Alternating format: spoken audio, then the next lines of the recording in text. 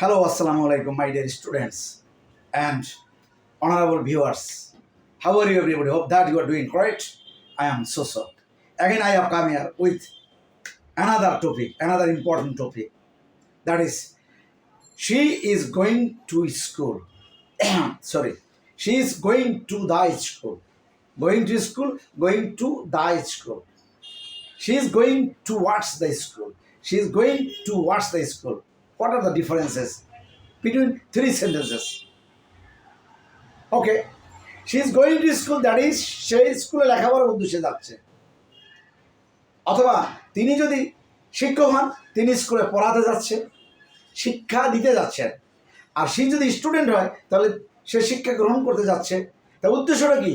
শিক্ষা গ্রহণ করা অথবা শিক্ষা দেওয়া, অর্থাৎ শিক্ষার উদ্দেশ্যে যাচ্ছে mainly. She is going to the school. She is going to the school means কি? সে বা তিনি স্কুলে যাচ্ছেন, এটা কিন্তু লেখাপড়ার উদ্দেশ্য না। সে মানে হলো কি? She is going to the school to discuss with honourable headmaster.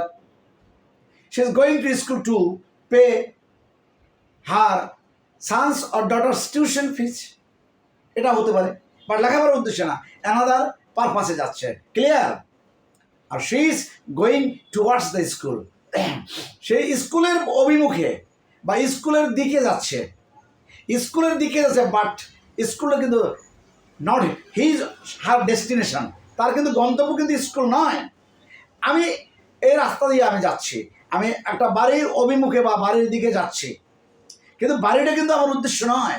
বাড়ির is that home or that school is not her or my or anybody's purpose or destination. Clear?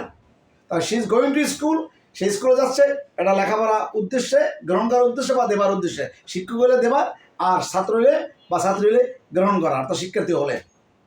আর she is going to the school, এটা হলো কি? এটা হলো স্কুলে যাচ্ছে, but লেখাপড়ার উদ্দেশ্যে যাচ্ছে না। সেটা হেডমাস্টারের সাথে আলোচনা করতে যেতে পারেন, অথবা বেতন পরিশোধ করতে যেতে পারেন, বা শিক্ষকের সাথে ছেলে লেখাপড়া মেয়ে লেখাপড়ার পারপাস আলোচনা করতে যেতে পারেন। আর she is going towards the school, সে স্কুল অভিমুখে যাচ্ছে। স্কুল অভিমুখে, তার সামনে একটা স্কুল আছে, ওই দিকেই সে যাচ্ছে, বাট তার her destination is not that school. ওই স্কুলটা নয়।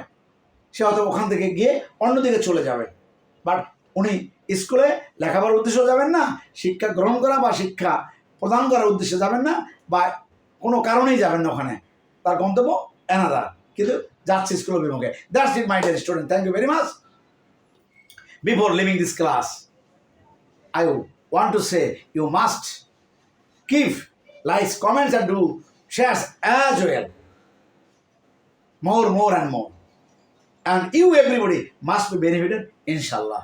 Again I say, learn English with confidence as well as with fun, anytime. That's all for now. Thanks a lot from the core of my heart to everybody. See you in the last class again. Allah Hafiz.